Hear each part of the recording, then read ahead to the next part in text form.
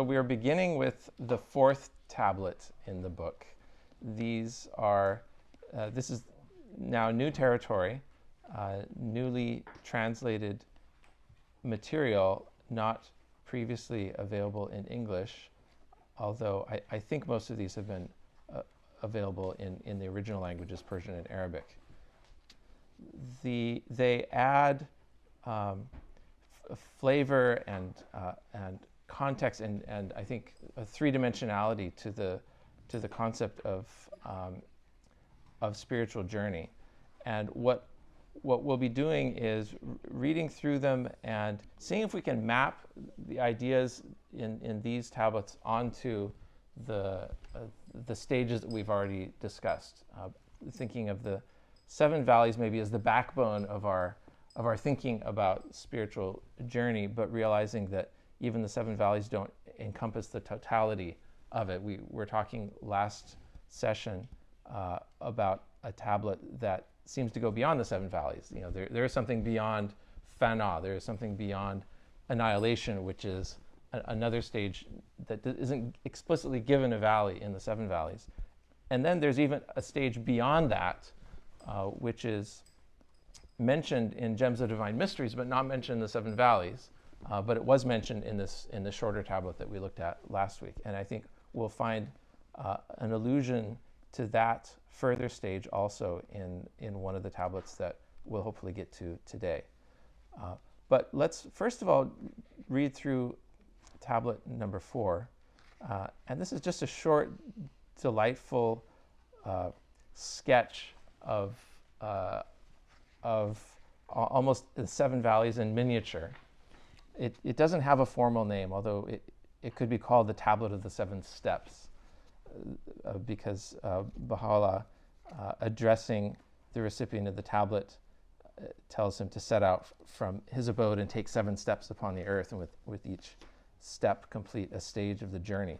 That reminds us of the 7 valleys. Towards the end of the 7 valleys, Baha'u'llah also says about the journey. He says, this is in paragraph 87 of the 7 valleys, Baha'u'llah says, these journeys have no visible ending in this temporal world, but the detached wayfarer, should invisible confirmation descend upon him, and the guardian of the cause assist him, may traverse these 7 stages in 7 steps, nay, rather in 7 breaths, nay, even in a single breath, should God will and desire it. So we're looking at the 7-step version of the 7 valleys in the short tablet. It's in Arabic, and I think from the context, it seems as though the recipient was blind. Was blind, because he refers at the end. He says, place this tablet. He says, or place this robe upon thy sightless eyes, that thine eye of thine inmost heart may be opened. Not either literally he was blind, or this is a metaphorical spiritual blindness. I suppose we can't be sure. It begins, in the name of our Lord, the exalted, the Most High. O friend, many a day hath passed, and still the sweet fragrance of thy faithfulness hath failed to reach us. Hast thou forgotten the one who forgetteth thee not, and forsaketh thee not, and neglecteth thee not, even as thou hast forsaken, forgotten, and neglected him? We have heard that sorrows have compassed thee round in these days. Thy sorrow hath grieved us, and that which hath befallen thee hath touched us with bitter pain and anguish. But at this moment, O friend, the herald of eternity announceth unto thee, by the robe of faithfulness, his joyful tidings, and bestoweth upon thee this emerald green tablet. Set out then from thine abode, take thou 7 steps upon the earth, and with each step complete a stage of the journey. With the first, enter the ocean of search, and seek God thy Lord with thine inmost heart and soul. With the second, enter the ocean of love, and make mention of God thy Lord in the transports of thy longing and the ecstasies of thy rapture. With the third, tread the paths of detachment, that is, sever thyself from thine idle fancies, and walk in the ways of thy Lord. With the fourth, enter the fathomless depths of oneness and the billowing seas of eternity. Cover thy face in the dust before the Lord of Lords, and sanctify thyself and thy spirit from all departure and return, that thine inmost heart may be freed from all things in the kingdoms of creation. With the fifth, ascend unto the heaven of wonderment, that thou mayest taste the goodly fruits of this blessed realm. Lose thyself in bewilderment before the power of thy beloved and the dominion of thy Creator, and proclaim that which the King of existence and the goal of all desire hath proclaimed. Increase my wonder and amazement at thee, O God. With the sixth, soar upon the wings of submission and contentment unto the cities of the unseen, that thou mayest enter the expanses of utter nothingness, wherein thou shalt die to thyself and live in him who hath fashioned thee. With the seventh, drown thyself in the depths of eternity, that death may not overtake thee, and that thou mayest abide forever in the shadow of the everlasting face of God. Thereupon shall the fragrance of the All-Glorious be diffused from the realm of the All-Merciful, and thy heart shall grieve no more over the vicissitudes of a fleeting life and the turns of a transient fortune. When once thou hast privily completed these journeys, place this robe upon thy sightless eyes, that the eye of thine inmost heart may be opened. By God, O my friend, wert thou to attain unto this station, thou wouldst find wondrous worlds, discover heavenly bowers, celestial gardens, and transcendent realms, and unravel the secrets of the progress of the souls of men through the atmosphere of eternal holiness and the heavens of imperishable glory. Thou wouldst so rejoice within thy soul as to cause the signs of joy and gladness to appear throughout the whole earth. Thereafter sorrow would never again hold sway over thee, nor wouldst grief ever seize thee in its grasp, for thou wouldst abide in the heaven of holiness amidst the concourse of the blissful. Know thou, moreover, that in the sight of God thou holdest a lofty rank and an exalted station.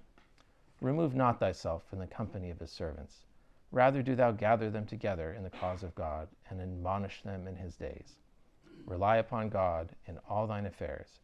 He verily shall suffice thee in all things, shall protect thee from the followers of the evil one, and shall cause thee to enter the everlasting paradise, wherein thou shalt be numbered with the blessed. Convey then our greetings unto those who follow thee in the cause of thy Lord, and summon them unto the straight path. Such a beautiful summary.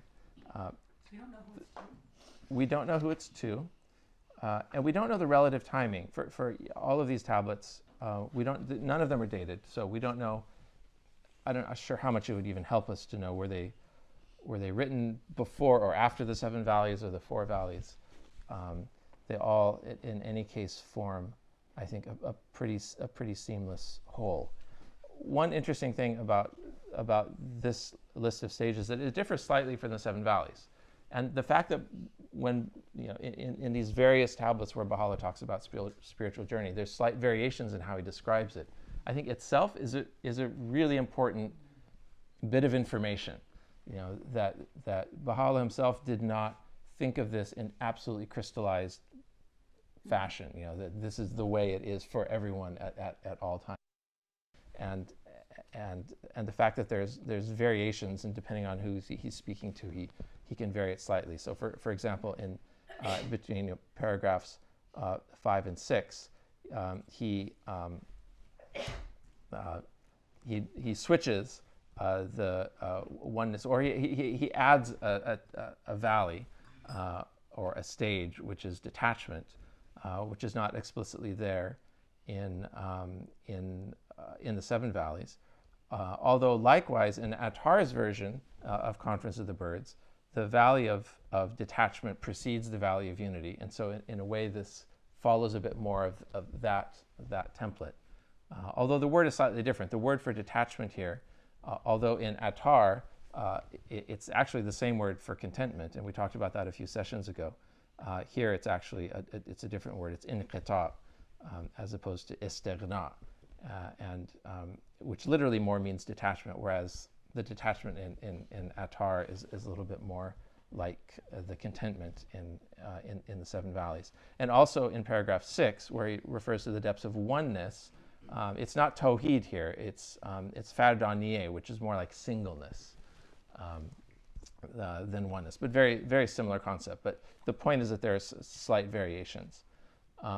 In paragraph 8, the cities of the unseen, Madinat al-Amma, or Madain al-Amma. The word Amma is what we've talked about past sessions as well. This the first poem that Baha'u'llah revealed, this reference to this completely unknown and unreachable and indescribable divinity. And the expanses of utter nothingness here are, of course, the fana that we're familiar with. In paragraph 10, where he says, "Place this robe upon thy sightless eyes," at the very beginning, in paragraph 2, the tablet, I suppose, metaphorically, is the robe. And the idea of placing a robe upon one's sightless eyes, does anybody know where that comes from? It's an allusion to the story of Joseph. Not the version actually that's in the Bible, but the Quranic version of the story of Joseph in Surah 12 of the Quran. At the end, when the brothers come back from Egypt, announcing to the old, now very aged Jacob, the father of Joseph, when they announce to Jacob that Joseph is alive, and they invite him back to Egypt, and that begins the migration of the Jewish people into Egypt. The proof that Joseph is alive was the shirt, or sometimes translated as robe, which in the Quran is placed upon Jacob's eyes because his sight had become dim at that point. And when they put the robe on his eyes, he regained his sight. The fragrance. And the fragrance of the robe is the other thing. And it's So it's a real fragrance. Is there, say more about that. Well, other things that I have read and heard is that the robe of Baha'u'llah had a wonderful fragrance. And I have heard people say, I was seeking the fragrance of Baha'u'llah and actually smelling it. And once I did. I thought, at least it was after a death of someone, dear Baha'i, and we were looking at actually a stale, musty smelling photo album, and then this wonderful fragrance. Yeah. I think fragrance is real. Yeah. Measles have a smell. Well, this is just true. I mean, diseases have a smell. Yeah. And That's how Cleanliness has dogs a can smell. smell disease on you. Yeah, Baha'u'llah refers to this fragrance of the garment. That phrase appears very often in Baha'u'llah's writings, and every time it's a reference to this story of Joseph. And it's a very deep connection. I mean, when the sense of smell is very different than any other sense. Yes, Where it much links more to subtle, and deep it memories. links directly back Oh, to yeah. the brain and emotions. It connects Yes. directly back, both to nostalgia and emotions and so on. So the idea of fragrance is very different than just touching something, for example. is it any reference to him being in the rose garden at all? I don't think it's. I don't think in this particular case it's the idea is more the fragrance of roses, but more the story of Joseph, which is pervasive throughout both Baha'u'llah's and Abdu'l-Baha's writings. The first book of the Babs was his commentary on the Surah of Joseph. Baha'u'llah also writes about himself as the divine Joseph. Both Baha'u'llah and Abdu'l-Baha, I think, resonated deeply with the story of Joseph, who was abandoned in the well by his brothers, and is, all sorts of symbolism there, and is sort of brought out of the well and brought into Egypt. It's like the hero's journey, the very classic, story, sort of movement of the story. It's a richer story of Joseph in the Quran. Oh yeah. Than in the Bible. Yes, I mean each of them has detail. The biblical version and the Quranic version each have details that the other lacks. So it's very interesting to see them against each other. Yeah. I'm wondering what the smell was like. Is it like roses or? I don't know. It was just heaven. I was just wondering if there was any linguistic connection in the original text between that when he's talking about the sightless eyes and referencing back in the cities of the unseen. Is there any tie to that? Is that sort of spiritual blindness? It's possible because he might have referenced this because his recipient was blind, and the word for ama is from the same root as blindness. At the same time, the phrase occurs quite often at this stage already, in other contexts, and so it might be a coincidence. Hard to say. Yeah. That's Yeah, the cities of the unseen is I think it's been translated elsewhere as unknowing. It's the there's a short tablet of Abdul Baha where he explains what is meant by Amma, and it may be in the notes here. It's on page 105. He says, Amma is defined as an extremely thin and subtle cloud, seen and then not seen. For shouldst thou gaze with the utmost care, thou wouldst discern something. But as soon as thou dost look again, it ceaseth to be seen. For this reason, in the usage of mystics who seek after truth, Amma signifieth the universal reality without individuations as such. For these individuations exist in the mode of uncompounded simplicity and oneness, and are not differentiated from the divine essence. Thus they are individuated and not individuated. This is the station alluded to by the terms ahadiyeh, absolute oneness, and amma. This is the station of the hidden treasure mentioned in the hadith. The divine attributes, therefore, are individuations that exist in the essence but are not differentiated therefrom. They are seen and then not seen. This, in brief, is what is meant by Amma. There's a whole lot to unpack from there. Sounds like physics. Yeah, kind of like Yeah. Yeah. Seen and then not seen. Schrodinger's cat. But yeah, it starts off as it's a kind of a cloud. You've all seen these clouds in the sky that you can't quite define. It's not quite a cloud, but it's a little wisp of something that, So the point of departure for the idea is a physical thing in the sky that I think we all have some intuition about. And he says this realm of divine attributes is kind of like that. It's really difficult to put your finger on it. So that's this beautiful thumbnail sketch of the seven valleys, and it's followed by tablet 5, and this is a Persian tablet.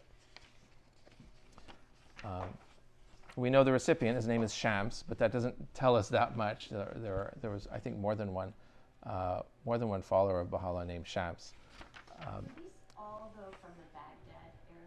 Yes, these are all Baghdad era, all pre-declaration. So between late 1850s, early 1860s. So this is also a lovely short tablet that I think we'll see. One can read in retrospect as alluding a little bit to Baha'u'llah's approaching declaration. We know during this time Baha'u'llah had this messianic secret that he had received in the Siyachal that became alluded to with greater and greater frequency and more explicitly up until his private declaration in the Garden of Rezwan in 1863. And I think looking at this through the eye of hindsight, one can see him alluding to that. He says, "In the name of the peerless and ever-loving Lord, O Shams, hearken with all thy heart unto the nightingale song of the beloved, that perchance thou mayest abandon the habitation of self and desire and step into the placeless realm of eternal glory. Forsake thine own life and commune with him who is the life of thy life. Wert thou to traverse the limitless reaches of the spirit, thou wouldst of a certainty rend asunder the garment of patience and forbearance. Hasten to offer up thy soul, renounce the dross of this fleeting world, and find repose upon the throne of ancient glory. Each thing must needs have an effect, and each sign reveal a secret. Not until the world-illuming sun hath shone can the east be distinguished from the west, nor the blooming garden discerned from the barren waste. Heavenly strains compare not with earthly clamors, and the croaking of the raven can in no wise be confounded with the song of the nightingale. For the latter bespeaketh the land of the beloved, and increaseth life, whereas the former telleth only of the city of the blind, and causeth faith to wither. One must step forth and raise aloft the banner of earnest striving. By God, wert thou to hearken unto the heavenly words of this evanescent servant that have been raised in this mystic tablet, thou wouldst assuredly take to the desert of self-surrender. Turn aside from thine own heart and soul, and cast thy head at the feet of the friend. How high is the soaring flight of the phoenix of love, and how low the requisite measure of our yearning. Strive but a little to soar, that by the grace of him who is the eternal King, thou mayest ascend from the dust heap of utter non-existence unto the loftiest heights of ancient glory. Give wings to thy celestial spirit, and lend strength to thy mystic soul, that happily it may take flight in the atmosphere of divine nearness and attain the ultimate and invisible goal." This profitless world produceth naught save deadly poison, and its ephemeral dregs can never yield the everlasting cup. Were the Jesus of the Spirit to give ear to the call of holiness from the falcon of the realm above, he would assuredly cry out from his inmost being and be seized with fervid longing, even as the lover's soul. It is through that call that the Moses of eternity was dumbfounded. It is by its virtue that the Abraham of faithfulness shattered the idol of the mortal body. Shatter then, in turn, this idol, that thou mayest take up thine abode in the land of the beloved, and forsake all desire, that thou mayest take flight unto the Egypt of imperishable glory. Sanctify the city of thy heart, that thou mayest behold the beauty of the divine essence, and be quickened to a new life through the grace of the Holy Spirit. No melody remaineth that was not intoned upon this branch. No song remaineth that this nightingale hath not warbled. 1,000 Arabian ears are powerless to fathom this Persian lament. Nay, none but an embodiment of divine virtues can grasp this subtle mystery. Well is it then with the one who attaineth this ocean and drinketh therefrom the draught of life. The tablet, as I mentioned, is in Persian, so I think when he says 1,000 Arabian ears are powerless to fathom the Persian lament, maybe referring to the language that such a beautiful call to detachment, a call to the mystical basics. The reference to the raven something in Persian culture and mythology or something? Because usually ravens are given, in a lot of other cultures, they see a lot. They see That's everything, true. They aren't blind. Yeah, that's true. They're among the most intelligent of birds. What is raven in Persian? What's the word? Kala. Oh. It- Yeah. Black, the dark kala, yeah? I think it's not so much that. Kala. Yeah, I think it's not so much that the intelligence of the bird is associated with the negative attribute of the raven is it's the croaking of it. So it's the contrast of the call of the raven to the call of the nightingale that gives and also the blackness of the raven and the whiteness of the dove. In Native American, I know that they're supposed to be the rule keeper. The rule keeper, the one that, Yeah. yeah. Yeah. The Yeah. crow, the raven has a wonderful family life. It's an exemplary bird. Oh, Yeah, the behavior. Yeah. Its song is not pleasant. Yes. No. There are multiple dimensions. Yeah, one can, if one looks at it from the perspective of its voice, then one can sort of put it up as a paragon of ugliness. But of course, if one looks at it from the perspective of its cleverness, they're the most amazingly clever birds. There's some YouTube videos of crows doing things which you just couldn't imagine. They recognize faces. They actually have fun. They actually play. I mean, there's videos of, there's a video on YouTube of a crow picking up like a sled, like a little piece of plastic or a lid or something like that, and flying up to the top of a snow-covered roof, and then sitting on this sled and sliding down, and picking up the lid and doing it over and over again. And someone caught this on video. It's like, is this what they do when they think they're not being recorded? You know, what else do the crows do when they do? Someone was able to train a crow to go and pick up any shiny stuff and deliver it, and would get some. Oh, it's a way to pick up treats spare in change. return. So, Yeah. so this person was able to find a lot of, lost jewelry and Sure. stuff like that. Or stolen jewelry, Yeah. plucked off of someone. Yes. Yeah, Yes. yeah, They understand about human laws of ownership. yeah. They can So- solve multi-step problems. They not only recognize faces, but can communicate it down generations Yes. who have never seen that face before. And they've been known to watch humans and learn processes like, a human leaves a plate in the park, and the raven goes and recycles it. Like, Mm-hmm. Yeah, Now- they put it in recycling. In this context, perhaps what Baha'u'llah is saying is we must not confound this intelligence or capacity with the hidden nightingales, spirituality. We tend to be attracted to it, like we are right this moment, to intelligence and to things that are kind of interesting and, have capacity in that kind of worldly sense. The sound of nightingale. Yeah, it's it's not the intelligence of the bird that we're looking at. Yeah. No matter how intelligent a person might be, it doesn't make him a good singer. So it's the singing, exactly, yes. It's the singing quality that we're looking at. So So let's move on, because we have a long tablet and I want to be able to cover this in the time remaining.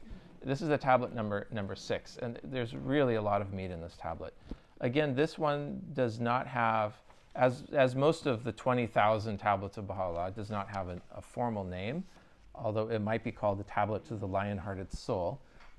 It begins with this snatch of poetry: O thou lion-hearted soul, even as a lion roar, that thy roaring may perchance to the 7th heaven soar. It is structured in miniature in the standard format of a theological treatise, which begins, which in the Islamic context always begins with a paragraph in praise of God, and usually precedes the praise of Muhammad and then praise of the family of Muhammad. And then there's always a wa ba'ad, wa amma ba'ad, to continue, and then the formal start of it. And so we have that structure here. And because of limitations of time, I won't read the opening beautiful paragraph on the transcendence of God and his turning to the sort of address informal remarks to the recipient in the 3rd paragraph, but to move straight to paragraph 4. This is also where the tablet shifts. It begins in Arabic, and then the remainder of the tablet from paragraph 4 onwards is in Persian. And apparently the Baha'u'llah's interlocutor was writing to him about the stages of divine unity and pure abstraction and oneness. And Baha'u'llah takes that as a point of departure to go back a step and to talk about the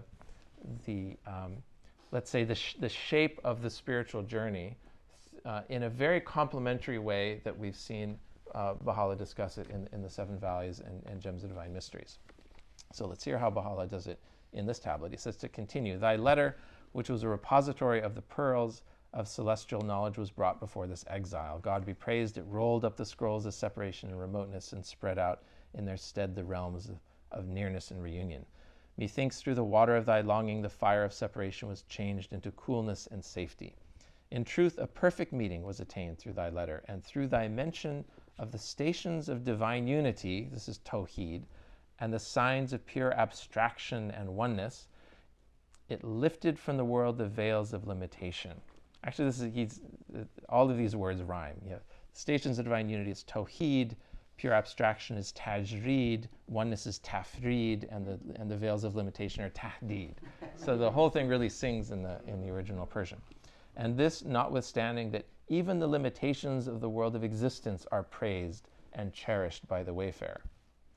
For he seeth all things in the mirror of the verse, no defect canst thou see in the creation of the God of mercy, and at every moment he heareth with his inner ear the tongue of the Holy Spirit uttering the words, seest thou a single flaw? In faithlessness he beholdeth the secret of fidelity, and in deadly poison he tasteth the sweetest honey. Even vengeance is embraced in this state. Nay more, the true lover welcometh the betrayal of the beloved. Thy faithfulness I cherish more than every gift that life can give. To suffer at thy vengeful hand, how much dearer than to live. So Baha'u'llah was asked about the stations of unity, and he says, yeah, this is great, but the stations preceding it also have their high points. There's something to be said about the stations preceding unity. And as we recall from the 7 Valleys, there are 3 stages of limitation: search, love, and knowledge, preceding the degrees of unity, which unity, contentment, wonderment, and true poverty and absolute nothingness. And so Baha'u'llah is sort of rolling it back and saying even these limitations of the world existence are praised and cherished by the wayfarer, because even seeing through the eye of separateness, even seeing through an eye that sees the differentiation of parts, even if that's a lower let's say, spiritual state than seeing things as all one. One can still see in an inspired way that each individual separate thing is a repository of a unique repository of the names and attributes of God, is a perfect manifestation of God's will in the world. Seest thou a single flaw? And even within this, within these realms of limitation, one can even embrace opposites. In faithlessness he beholdeth the secret of fidelity, and deadly poison he tasteth the sweetest honey. Recall in the Seven Valleys that we progress in the valley of love, knowledge, and unity from a point of, and before, from being, beginning at a point where you're not even aware of the oppositions, to being in a state of tension of opposites, which is like the valley of love, into the state of the resolution or the reconciliation of opposites, which was the valley of knowledge, and then moving into the next stage, which is the unity of opposites in the valley of unity. And we remember the story of the watchman, where the watchman in love, and that tension is ultimately resolved, becomes resolved if he can see the end in the beginning. If he saw that this seeming tyranny of the watchman was actually mercy itself, then Baha'u'llah makes the point that the tensions and opposites and the pain and suffering that we find in the world, ultimately, if we see the end in the beginning, then that's, one could call it a lower stage of unity. Understanding that opposites are reconciled, but it's not yet the valley of unity, because one hasn't unified them. One sees the end in the beginning, but the end and the beginning are still two different things. Whereas in the valleys of unity and forward, the end and the beginning become one. So this one is really uncomfortable for me. The true lover welcometh the betrayal of the beloved. Yes. So really, that's a really tough statement, isn't it? Don't get it. Yeah. Does anybody have any insights on that? What is it? The true lover. So he says, even vengeance is embraced in the state. Nay, more, the true lover welcometh the betrayal of the beloved. Of the beloved. Of the beloved. Yeah, and in Buddhism they said that the greatest teacher is disillusion and disenchantment. Really? Yeah, and what it does is that it cracks open your fixed sense of reality. Mm-hmm. That reality is all possible. There's no positive, there's no negative. It's just as wide open view of conditions. And that we live in a highly conditional world. In the aspiritual flat plane world, it's highly conditional. So to transcend that, you have to experience the limitation of that flat world. And therefore, Of the what? experience The limitation of this flat world. Of this flat world. Of this flat aspiritual world. And therefore, you can rise above it. Yeah, and to me, it's that you look at the Valley of Love, and as we said before, when we were doing the Valley of Love, it's like, okay, well, we're done. Like, that's as far as you go, and then there's more, right? Yeah. So we talked about that, going past the Valley of Love, and the idea that how could there possibly be anything past that, and then he went on to several other valleys. That, to me, is what this is. You have to get past the love.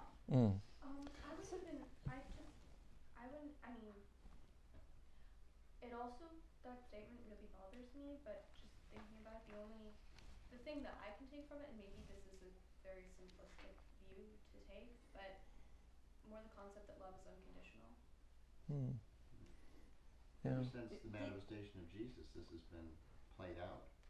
I mean, Christians often, of course, blame Judas, the evil Judas who betrayed Jesus. But Jesus gave him a kiss. And he loved Judas. It was not about that Judas was an evil force destroying anything. He was part of the process. Jesus saw the end in the beginning. Yeah. Also, the betrayal of the beloved could be seen as the kind of test that God sends his loved ones, and that on the face of it, it appears to be vengeance, but in reality is pure mercy. And actually, the same theme appears in the tablets, the long healing prayer, where it talks about the sort of the cloaked in the garment of affliction. Yes. Right. Yes. So these afflictions that come upon us, somebody might see it as God's vengeance on you, but it isn't. Yeah. It's His pure mercy. Yeah. So I think Baha'u'llah is saying something similar in this next paragraph. He says, "Thus do the wayfarers in the wilderness of solitude and search experience events and conditions which, though to outward seeming be a mortal poison, are inwardly a wholesome draught, and though in appearance a passing mirage, are in reality pure and refreshing waters. Were I to attempt a full description of this station, neither could I express it, nor the hearer grasp it. And whoso observeth with the eye of innate knowledge will confess openly as well as privily the self-same truth." Another way of looking at this sort of strangeness and of the welcoming of the betrayal of the beloved would be that in later stages one realizes that it's actually an illusion to imagine that the beloved is different from the lover.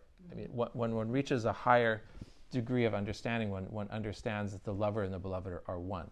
And so this stage of being betrayed by the beloved may be a step towards the dissolution of that ultimately false dichotomy and the recognition of the ultimate oneness of the two. It's easy to see that the tests of life are blessings and mercies. That's easy to see. But for the lover, for God Himself to betray us, that does not sound like God. That's hard. Yeah, that's harder. As long as we think of God as a being All out there merciful, that's all either forgiving, merciful or the betraying to us. beneficent, Yes. And that's all looking loving. through the lens of God as a being separate from us. And later stages of the mystic journey, the two become melded into one. The reality of this. Yes, the reality of this, of the true reality of the seeker is the divine reflection. Let me just ask: is there significance to the fact that this word "beloved" is not capitalized? Perhaps so. Not necessarily. I mean, because capitalization is always a choice of the translators, and a matter of interpretation of the translators, and so that doesn't necessarily mean anything. Although, in the opinion of the translators, this was more of a generic statement that didn't necessarily apply Makes me think of to God. Depriving, where Noah promises something 3 times, and God tells him to do this and never follows through with it. Yeah, and that was one of the big tests, and Baha'u'llah refers to this in the Kitabigan as well. And there's a theological term for it, which is bada, which is basically translated crudely, it's when God changes His mind. And betrayal is a form of God changing His mind, I suppose. In some ways, you can imagine afflictions sent from God as a betrayal, because a person who is going through affliction might feel like, oh, thou, why hast thou forsaken me? This feeling of forsakenness is a betrayal. You've left me. You've betrayed me. So it's very closely related to the person who's going through the affliction. Yeah. So to me that doesn't. Fine. I mean, I don't mind. I can go through affliction and I don't feel betrayed.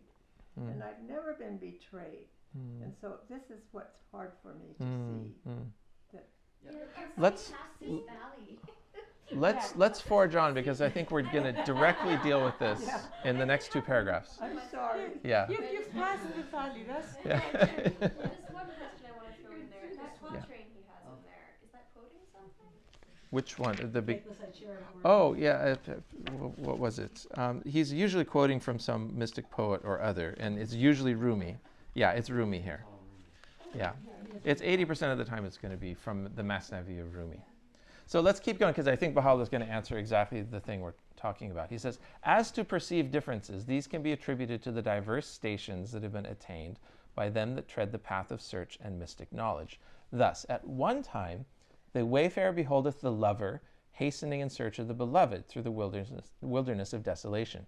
And at another he seeth the beloved yearning for the lover across the wilds of longing and devotion, or wandering aimless and bewildered the wastes of love in his pursuit. Oh, for a drop to drink, the thirsty soul doth groan. Oh, for a thirsty soul, the spring in turn doth moan. From yet another vantage, he perceiveth that the lover and the beloved are one and the same, and that the seeker is himself the very object of his search. How can the lover from the loved one ever part? So it is that at times the lovers of the celestial beauty sound the clarion of, say, all things are of God, while at others they raise the call of, it is from thyself. Some have related the aforementioned stages to the inner and outer journeys of the soul, which is the station of the knowledge of certitude, whilst others that have quaffed the wine of reunion regard each and every stage as relating to that knowledge, and consider the two stations of the eye of certitude and the truth of certitude as being exalted above and sanctified beyond these realms and all that pertaineth to them, even as hath been clearly affirmed by that mystic knower. Here Baha'u'llah is referring to, and I think as we've also mentioned in previous sessions, a very classical division of the spiritual journey into three stages by a famous mystic. I think this was it al-Iraqi? I can't. I'm now blanking on the name. It's not important. But the idea being that there's three stages of certitude: the knowledge of certitude, the eye of certitude, and the truth of certitude, which roughly correspond to knowing about the flame, seeing the flame, and being burned by the flame, which we can all intuit are three whole completely different sort of ways of knowing about fire, and the later stages really can't be compared with the earlier stages. So Baha'u'llah is referring to this and saying some people have tried to map these three onto onto these valleys in a particular way, and Baha'u'llah just references it and doesn't himself say which one is right. He just says some have related it to this and some have done it this way. So we will also, as Baha'u'llah does, we'll just pass through to the next point, which is Baha'u'llah emphasizing the limitations that exist in these initial stages. Whether you see the lover and the lover pursuing the beloved, or the beloved pursuing the lover, or the lover and the beloved as one, he says, in all these stages, the mirror of the wayfarer's heart may bear the reflection of shadowy desires, wayward thoughts, and worldly attachments. Wherefore hath it been said that in these stations, at one time the hosts of reason are triumphant, and at another the armies of love prevail. At one time the clouds of affliction and sorrow conceal the heavens of gladness and joy. At another the eternal Leviathan of love devoureth in one fleeting moment all manifestations of sadness, anguish, grief, and dejection. And the morn of divine guidance dawneth forth with the joyful tidings of despair not of God's mercy. And the gentle breezes of his providence dispel every vestige of torpor and estrangement. These tidings, however, are not constant and immutable in these stations, and the wayfarer remaineth confined between the right hand of faith and assurance and the left hand of denial and despair. I find this really interesting that he's pointing out the intrinsic limitations of the first three valleys. That as long as one is still looking with the eye of differentiation, that even if one sees the end and the beginning, even if one sees the lover and the beloved as one still is fundamentally in these stages differentiating one from the other. And Baha'u'llah says you remain confined between the right hand of faith and assurance and the left hand of denial and despair in these valleys. Which also implies to me that in later stages, the whole dichotomy of faith and denial itself becomes transcended, which is an interesting thing to think about, because we think about that as a very firm and kind of immutable category. But there's stages in which denial becomes the difference between denial and faith become almost reversed in a way. Some wayfarers, he goes on in paragraph 9, remain forever veiled in these stages. Others, and now I think he's moving on to the valleys of unity, the first stage of unity and beyond. Others are assisted by invisible aid from the source of unfailing grace, whereat the hosts of the realm on high raise the tabernacle of divine power, and the ascendancy of, and verily our host shall conquer, is manifested. obliterating the signs and standards of every worldly attachment and limitation, even as alluded to by some who have attained this station. At such times, the ascendancy of God's names and attributes will so surround a soul as to leave it no place either to stay or to flee. This station, however, hath its own obscurities and impediments, for they that journey towards the land of divine unity and detachment, this is Tawheed, are still wrapped within the confines of names and attributes, and take delight in their gardens and bowers. Thus it is that in describing these stations, some have made reference to the unity of existence and the unity of appearance, which we talked about in previous sessions. By this is meant that the seeker will close his eyes to all save his beloved and open them to naught but his beauty. He will pass beyond the mortal world and approach the everlasting realm. He will see no beauty but the beloved's and hear no utterance but his praise. That is, he will avert his gaze from aught save his beauty and refuse to hearken to any melody but the sweet accents of his voice. Howbeit, some are led astray, even in this station. And I think this station is the first station of unity. For no sooner do they inhale the fragrance of reunion and hearken unto the voice of the doves of heavenly grace, than they imagine themselves to have attained perfection and wander lost in the wilderness of self-conceit, thus depriving themselves of the soft-flowing stream of divine providence and the ethereal cup of heavenly delight. We remember that Baha'u'llah refers to this danger in Gems of Divine Mysteries, where he says at the end of the journey, the seeker, if any self-conceit enters into his soul, he gets returned to the first stage without realizing it. So there's a danger of attainment, spiritual attainment to these later stages. And Baha'u'llah says there's a danger of attaining the station of unity where one is now seeing, okay, all things are one. And the danger is the danger of self-conceit, that one thinks of now, oh, well, I'm one with God. God is, the lover and the beloved are one, so I'm God now. One can imagine very crudely that that's kind of the fundamental self-conceit that can, and that's the misunderstanding that can attend just one's first entrance into the Valley of Unity. There are degrees of unity beyond that, as Baha'u'llah refers to, again, in reference to this unity of existence and unity of appearance at the bottom of page 78. Baha'u'llah refers to these in the Seven Valleys, paragraph 84. This is on page 49, where he says, in this valley, and this is the valley of, this is the final valley of true poverty and absolute nothingness.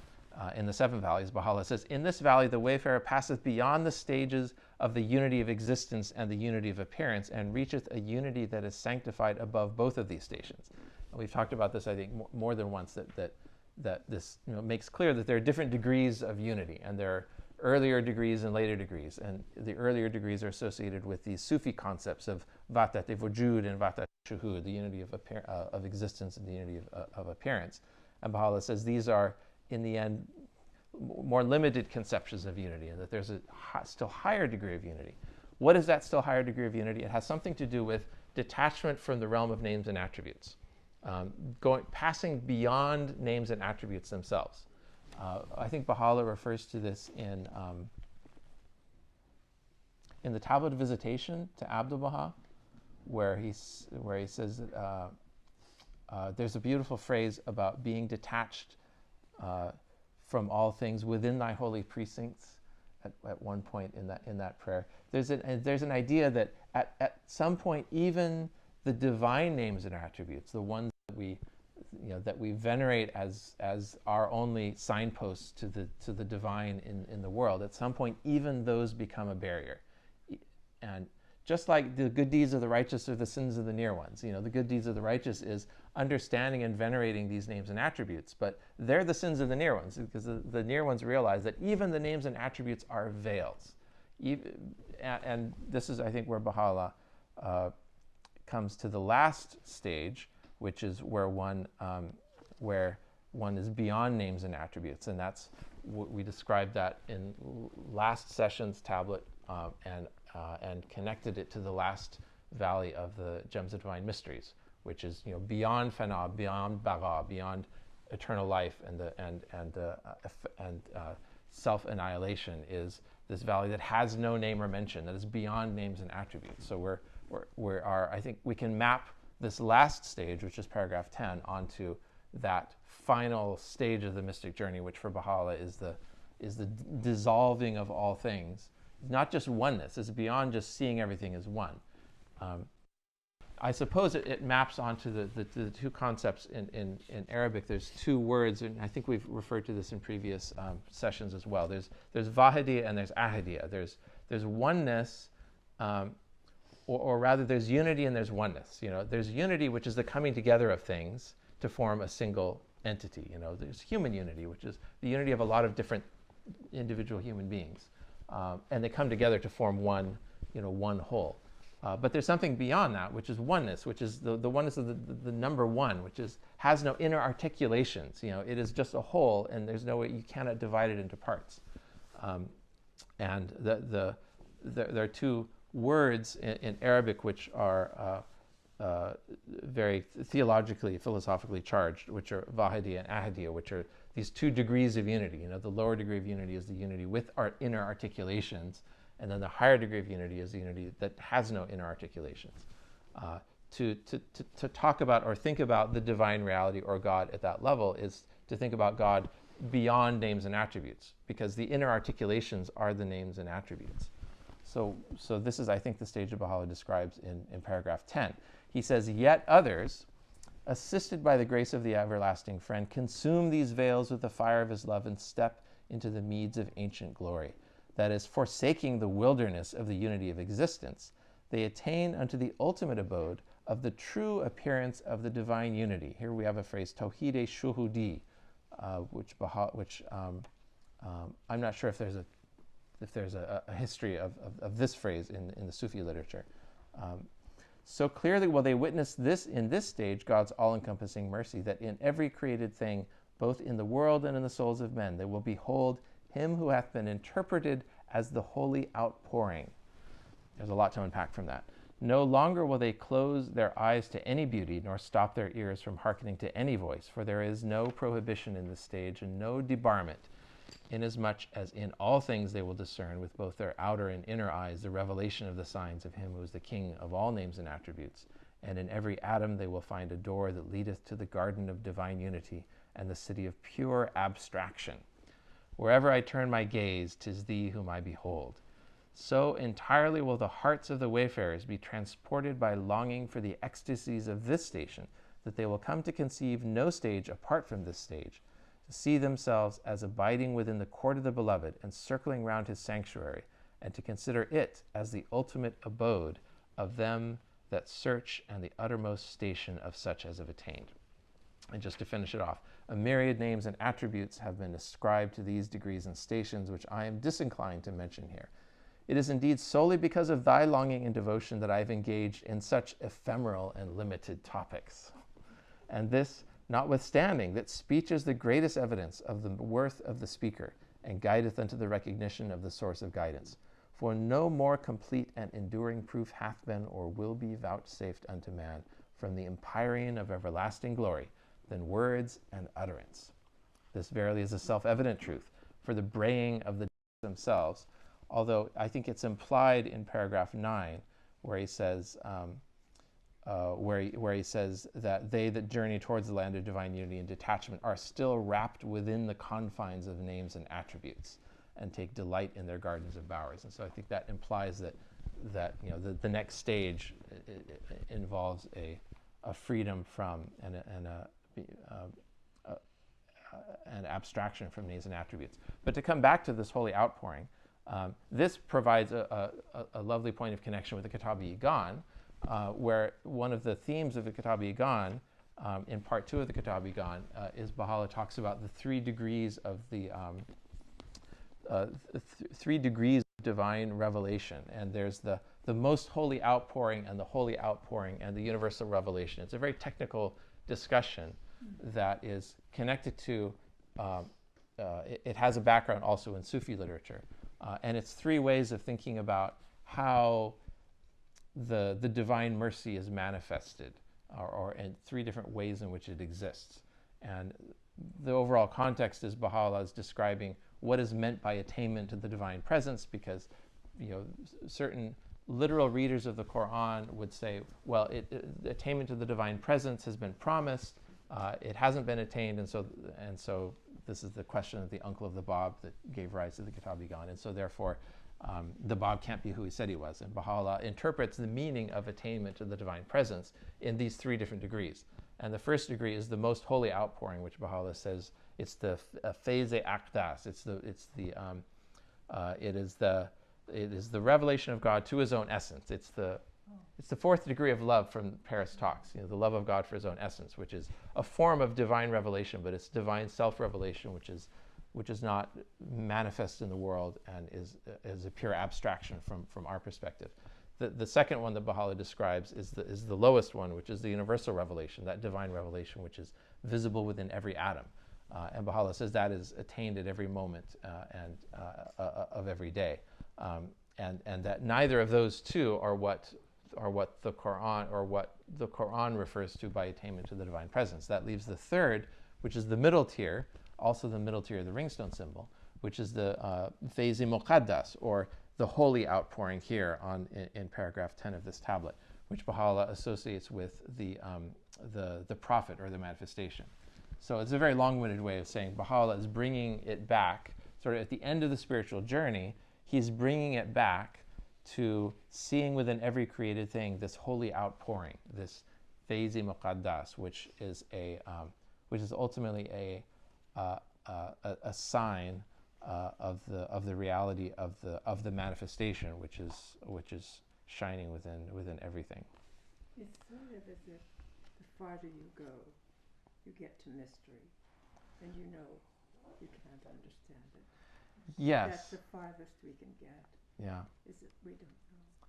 Yeah, and every mountain you climb, just like for those who have climbed mountains, and you reach what looks like the top, and you get to the top and you realize that there's another peak behind it, and because the highest peak is always obscured from you, because of the angle of approach to the peak, and so you often have these false moments where you think you've reached the top, and then you crest this minor peak, and you realize that there's still peaks beyond.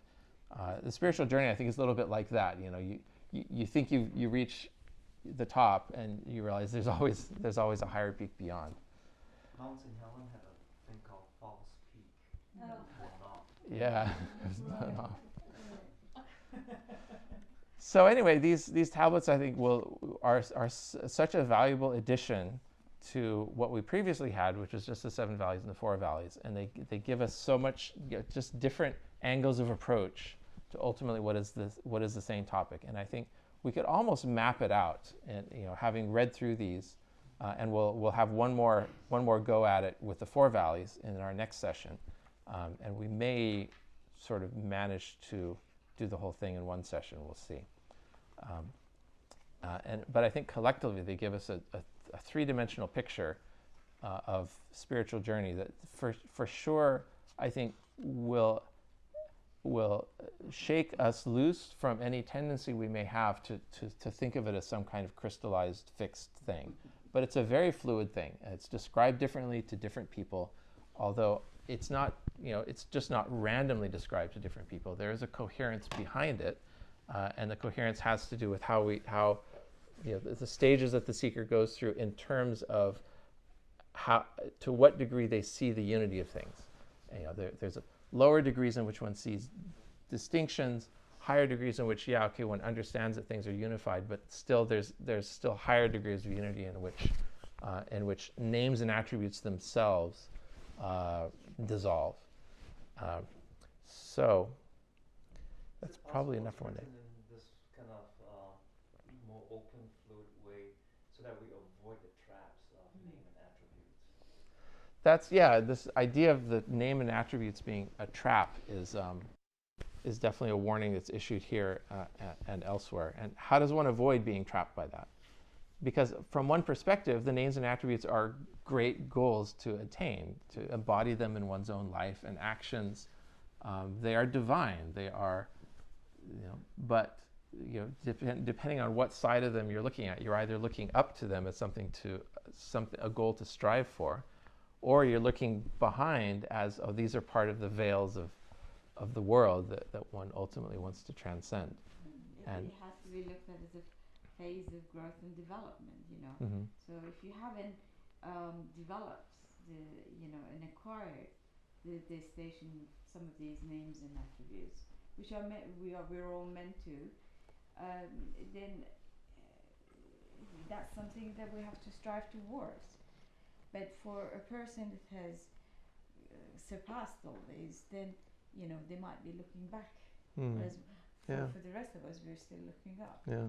They're a peak, but not the peak. Also our definition and understanding of what those names and attributes mean, and if that's what we're trying to attain to, we're only attaining to our own limited awareness of what it means.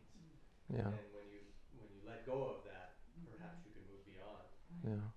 And again, there's a personal component to this. One wants to achieve the highest degree of knowledge and understanding personally and have one's own personal mystical journey. But there's also a social component to this, and as we keep returning to the fact that different people are just going to be in different states, and some people, Baha'u'llah says, are forever trapped in earlier stages of the journey. And indeed, many people remain in the planes of heedlessness. They're not even in the valleys. They're not even in the valley of search. And that's, as Baha'u'llah assures us in the last tablet that we read in the last session, this is a feature and not a bug. This is how this is the nature of the human condition, and that's not going to be changed. So what we need to do then, and the challenge of the day, the practical challenge of the Baha'i community in the world is, how do we forge living, breathing communities that fully embrace this diversity, this fundamental diversity of spiritual approach and perspective, because we're not going to make everyone believe the same thing. It's not going to happen.